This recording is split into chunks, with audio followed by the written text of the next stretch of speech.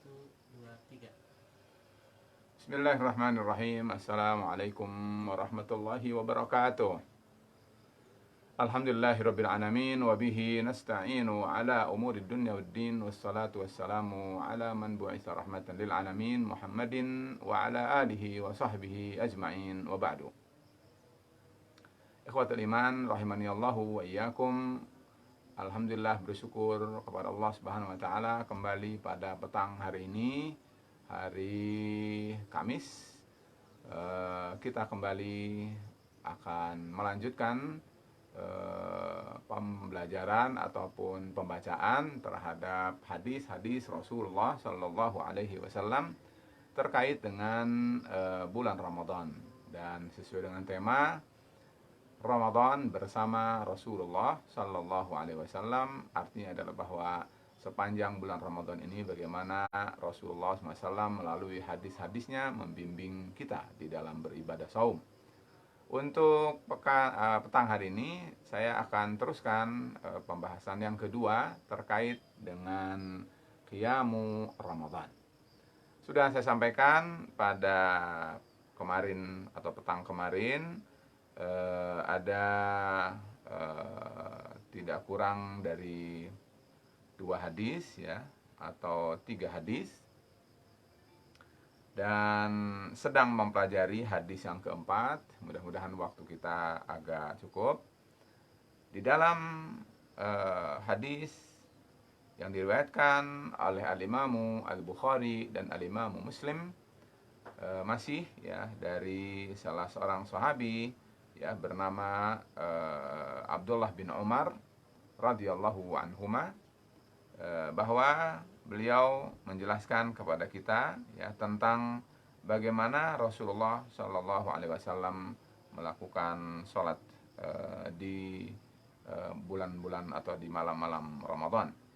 Dan kita akan teruskan pada kali ini adalah juga diriwayatkan oleh Al-Imam Al-Bukhari dan Al-Imam Muslim melalui hadis Aisyah, melanjutkan petang kemarin yang belum selesai.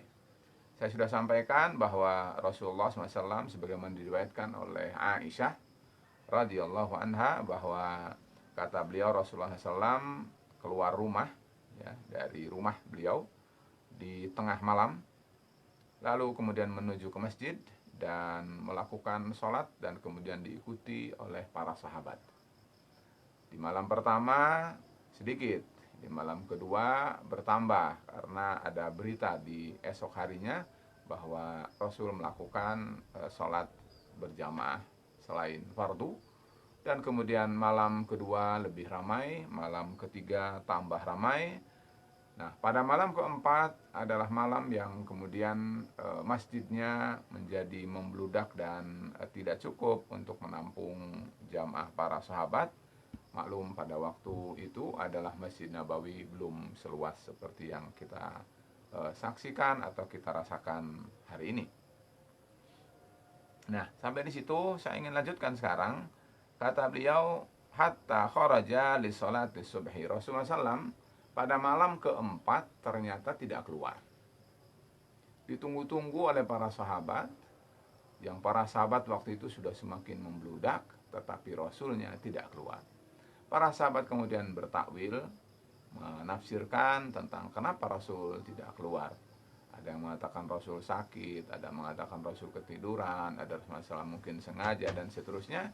Sampai datang waktu sholat subuh, lalu kemudian falamma qada al-fajra aqbala 'alan nas.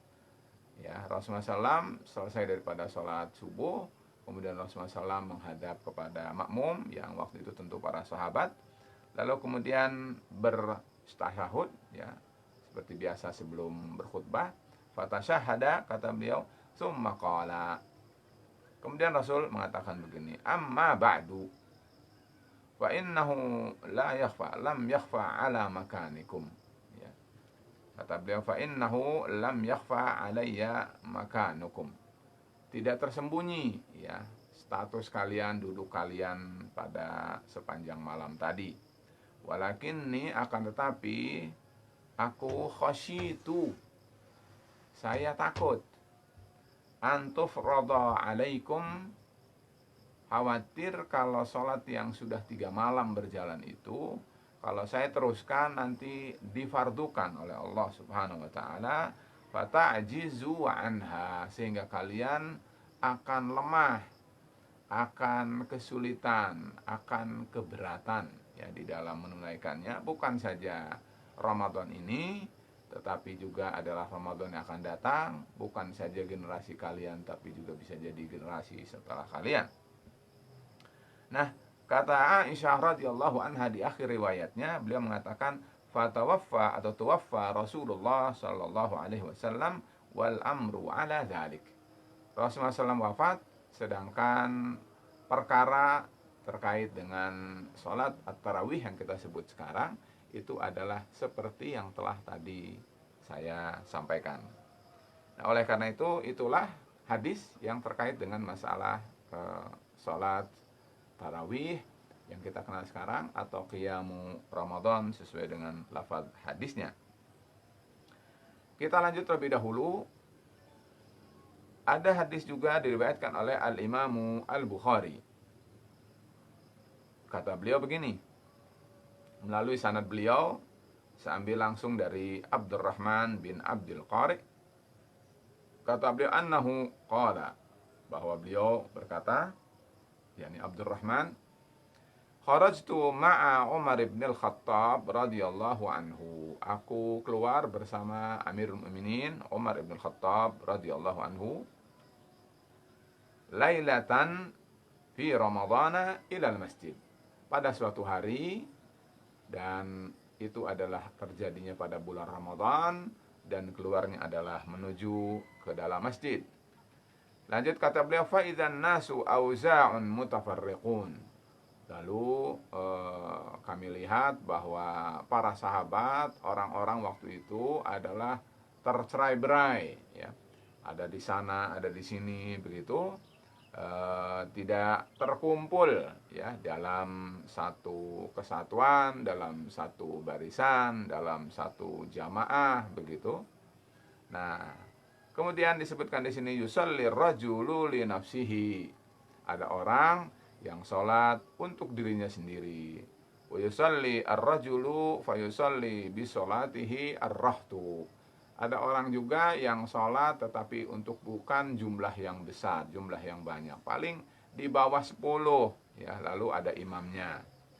Lalu kemudian waqala Umar, memperhatikan keadaan seperti itu, ada yang sholat satu, ada yang sholat beberapa orang.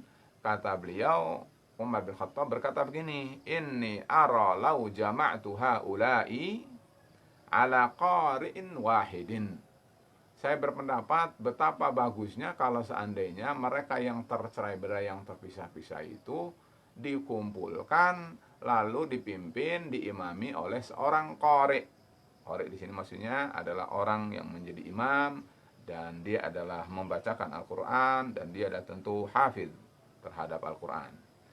Lakana amsal, kata beliau, sungguh akan menjadi lebih baik, akan menjadi lebih indah ya, dan seterusnya. Lalu kata beliau, tsumma azama, lalu kemudian pendapat itu, ide itu diazamkan, disungguhkan, disengajakan.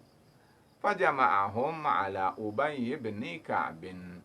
Lalu Umar bin Khattab mengumpulkan itu, sahabat itu semua dikumpulkan satu masjid itu, lalu disuruhnya Ubay bin Ka'ab untuk memimpin mereka. Tsumma kharajtu ma'ahu lailatan ukhra. Lalu pada suatu malam kami kembali ke masjid itu. Lalu kata beliau, wan nasu yusalluna bi sholati qari'ihim. Lalu kami melihat bahwa mereka adalah sholat yang diimami oleh qari mereka, yang dalam hal ini adalah Ubay bin Ka'ab. Lalu kata beliau, qala Umar. Umar ketika melihat bahwa jamaahnya tertib, ada qari'nya, ada makmumnya, tertib, berbaris, bersaf, dan seterusnya, kata beliau, ni'mal bid'atu hadhihi. Betapa bagusnya ya sesuatu bid'ah ini. Wallati yanamuna anha afdalu minallati yaqumun. Tetapi beliau di akhir memberi satu catatan. Kata beliau Umar bin Khattab, dan orang yang tidur lebih baik dibanding dengan orang yang melakukan qiyamu Ramadan sekarang. Lalu dijelaskan dalam riwayat Imam Al-Bukhari, kata beliau yuridu akhiral laili wa kana an-nasu yaqumuna awwalahu.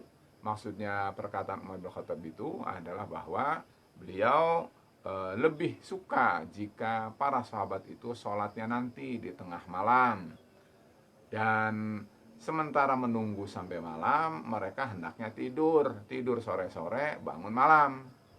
Nah, ikhwatul iman, kalau mungkin kita tidak tahu apa yang terjadi. Kalau kita disuruh tidur sore, bisa jadi kebablasan, akhirnya tidak sholat malam, malah tidurnya adalah yang semakin lelap. Tetapi ikhwatul iman, untuk sekedar kita tahu bahwa inilah riwayat asal daripada bagaimana asal usul dan riwayat bagaimana Umar ibn Khattab menjadikan para sahabat itu kembali dipimpin dengan berjamaah sebagaimana Rasulullah SAW dulu pada saat merintis, pada saat memulai, pada saat mengawali juga dengan berjamaah. Rasul sebagai imamnya, para sahabat sebagai makmumnya, dan kemudian terus bertambah dan bertambah. Hanya pada malam keempat beliau berhenti. Alasannya adalah karena khawatir sholat tarawih menjadi wajib atas umatnya.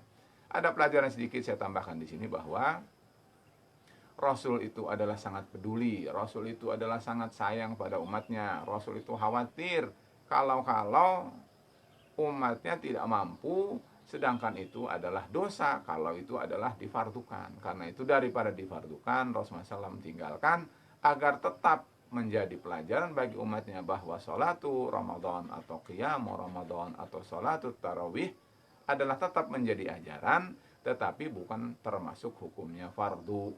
Adapun jamaah, maka seperti yang dirintis kembali oleh Umar bin Khattab radhiyallahu anhu, bahwa sholat tarawih adalah dilakukan dengan secara berjamaah.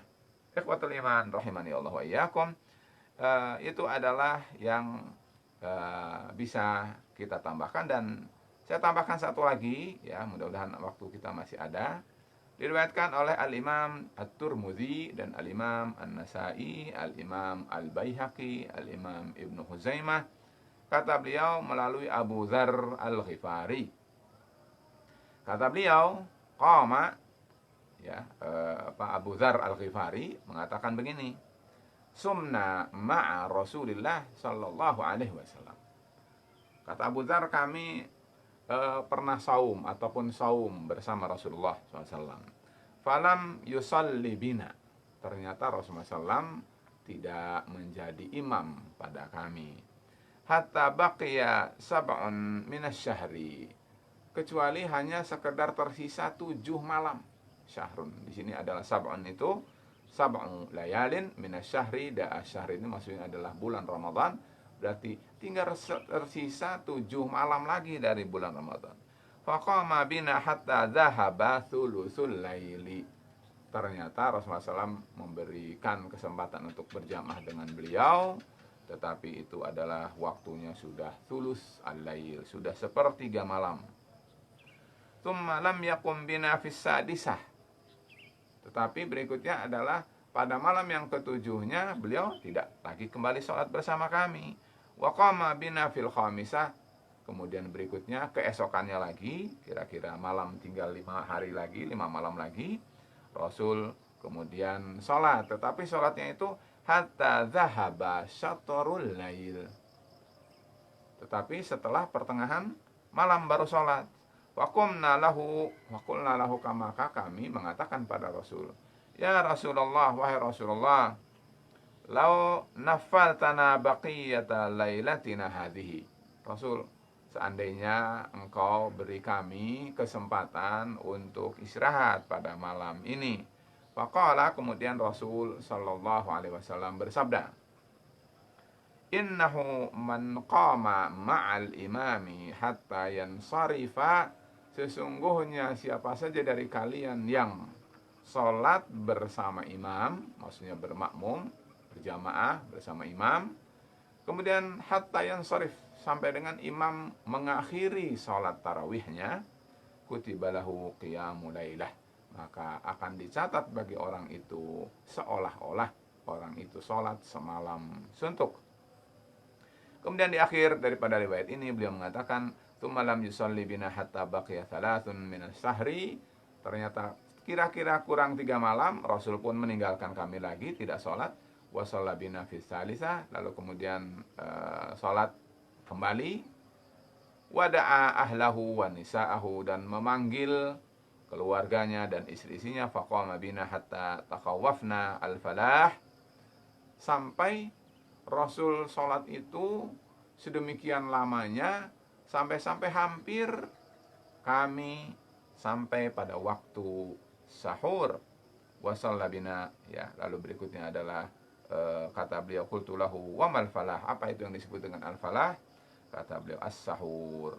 Ikhwatul iman rahimani Allah wa iyyakum, cukup kiranya untuk sore hari ini sampai dengan hadis itu, yang pelajarannya adalah bahwa kita sebenarnya kalau kita mendengar dari hadis tadi bahwa Rasulullah SAW di sela-sela Ramadan itu, kalau tadi diceritakan ada diriwayatkan di awal bulan, kalau sekarang diriwayatkan di akhir bulan, bahwa kira-kira 7 malam lagi Ramadan berakhir. Rasulullah SAW kadang sholat, kadang tidak sholat bersama para sahabat, tetapi yang baru bagi kita adalah bahwa Rasul sholatnya adalah semakin malam, sepertiga malam di awal, pertengahan malam, lalu berikutnya adalah sepertiga malam terakhir. Bahkan tadi diberitakan Rasul di malam 10 terakhir itu semakin berakhir beliau panggil anak-anaknya, beliau panggil istrinya, kemudian sholatnya sampai lebih lama, hampir waktu sahur. Ikhwatul iman rahimani Allah wa iyyakum, itu adalah beberapa hadis yang kita lalui. Nanti akan saya sampaikan penambahan perkataan para ulama yang bisa semakin menambah keyakinan dan mempermudah bagaimana cara pelaksanaan qiyamul lail ini. Mudah-mudahan Allah SWT memberi taufik dan hidayah kepada kita, juga kesempatan sehingga kita bisa berbagi kepada kita sekalian. Demikian, mudah-mudahan bermanfaat. Wabillahi taufiq wal hidayah. Wassalamualaikum warahmatullahi wabarakatuh.